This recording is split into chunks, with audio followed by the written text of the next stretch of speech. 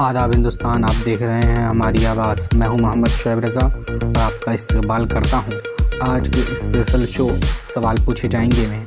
नाजरीन, हम जानते हैं कि भारत एक सेकुलर मुल्क है जहां मुल्क के हर बाशिंदे को बोलने, खाने पीने, रहने सहने, पहनने और ओढ़ने और अपने पसंदीदा मज़हब पर अमल पैरा होने का मुकम्मल इख्तियार हासिल है।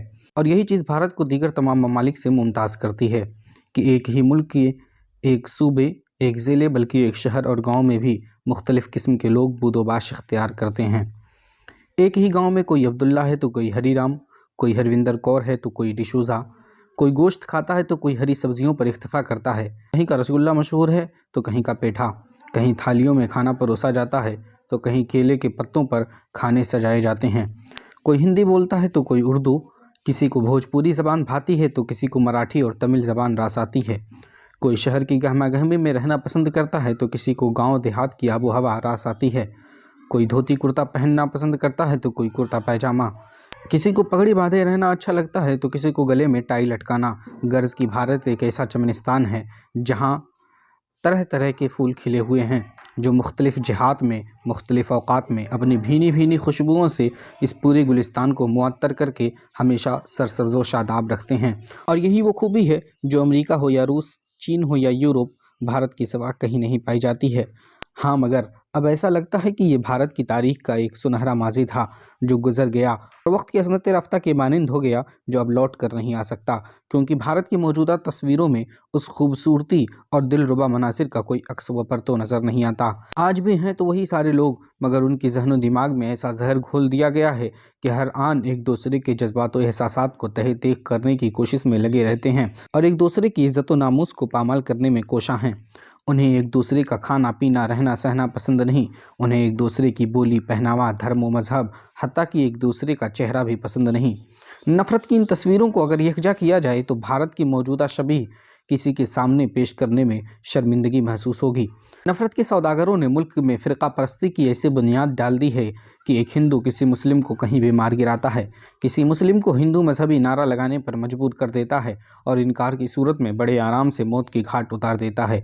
और सस्ती शोहरत हासिल करने की खातिर कुछ हिंदू तंजीमें जो अब दहशतगर्दी का अड्डा बनती नज़र आ रही हैं, वो इन कातिलीन की हिमायत में उतर जाती हैं, जिससे उनकी दहशत फैलाने के इरादे को मज़ीद तक़वियत हासिल हो जाती है। और अब हद तो ये है कि सरकारी तालीमी इदारों में एक तबका के मखसूस पहनावे यानी हिजाब पर पाबंदी आयद कर दी गई है।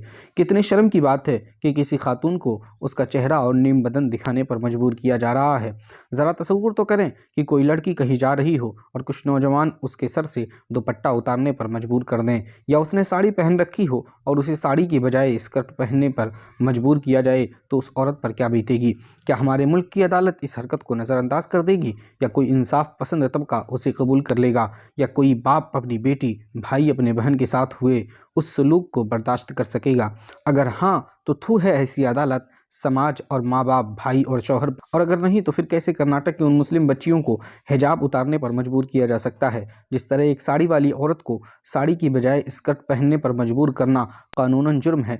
बेआईन ही एक हिजाब वाली को उसका हिजाब उतार कर नंगे सर आने पर मजबूर करना जुल्म नहीं? अब कहाँ गए अदल व मसावात का डंका बजाने वाले? कहाँ गए औरतों की आज़ादी और उनके हुकूक का ढोंग करने वाले? कहाँ गए मेरा बदन मेरी मर्जी का नारा लगाने वाले? क्यों किसी को उन मुस्लिम बच्चियों पर हो रहा जुल्म नज़र नहीं आता?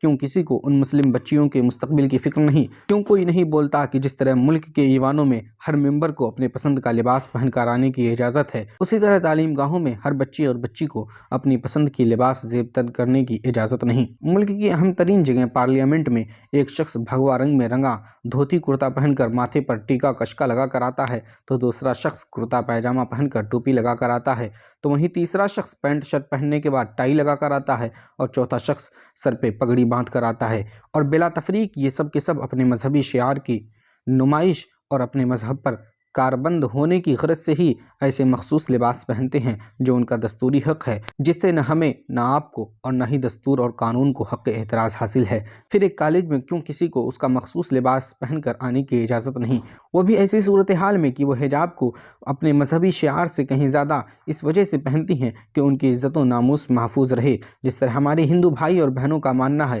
کہ ساڑی پہننے میں خواتین کی پردہ داری ہوتی ہے، اور جس طرح ہمارے سکھ بھائی بہنوں کا یقین ہے کہ شلوار قمیص پہننے میں خاتون کی عزت محفوظ رہتی ہے، اور جس طرح مغربی تہذیب و تمدن کے دلدادہ لوگوں کا گمان ہے کہ نیم برہنہ ہونے میں خواتین کی شان و عزت دوبالا ہو جاتی ہے، اس سے کہیں بڑھ کر ہم مسلمانوں کا یہ یقین کامل ہے کہ حجاب ہی ہمارے بہو بیٹیوں کی عزت و ناموس کو تحفظ فراہم کرتا ہے۔